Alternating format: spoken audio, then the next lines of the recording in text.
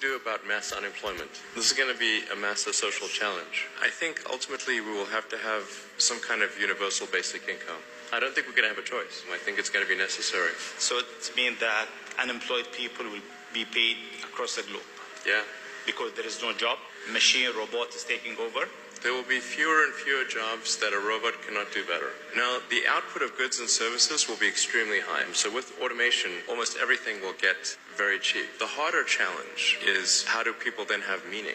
Like a lot of people, they derive their meaning from their employment. If you're not needed, if there's not a need for your labor, what's the meaning?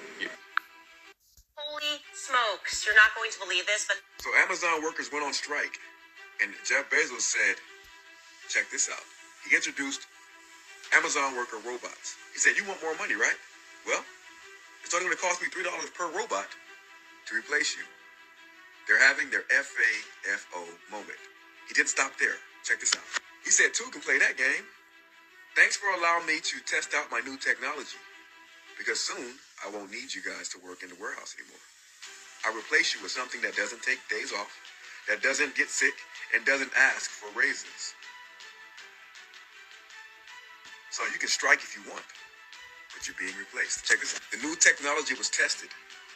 And now, think about this. The most highest grossing company in the world has found a way to replace humans. All because the Amazon workers wanted to go on strike. So this goes to show, when they said that 85 million jobs will be replaced by AI technology, well, Amazon might be the first company to do that. The banking industry is actually working towards today with a product called Authentify, where once you authenticate yourself with one bank, we can share that ID in any other service that you might want to use electronically. And I think we should move towards a digital ID. First thing we see here is an array of cameras that listen to you and watch you. These are the facial recognition systems. Now, cities are starting to be set up where they have points of entry for regions within cities. And you have to use your iPhone device to beep your way in. And the pad on the top there shows your face. It's facial recognition. So it opens the doors and things like that for you if it matches your face or if you don't have any problems. But if you are wanted by the police or something, these will lock you in so you can't move from region to region. Or if you use too much carbon. As you can see, this woman takes off her glasses, and that little device that looks like an iPhone, but it's actually a retina scanner or a facial scanner, picks up your face, and then it'll let you through. And then here's an example of how that works. You're at the gate here, it scanned his face, and then there you go, it opens the gate. Now, within the cities, they're blocked off by region, and these fences right here separate those areas. There's police, as you can see in front, that monitor and guard these areas between points. So if I'm over here where this guy is like region 1, region 2 is over here, right? But I have to go through a checkpoint. Now, of course, the police officers have these glasses that are facial recognition glasses. So it'll read license plates, and when you see somebody right here, it'll recognize the face and pull up their information. And so a cop can just sit there and look at a population and determine if they're good, bad, have warrants against the government, blah, blah, blah, blah, blah, just like this officer's doing.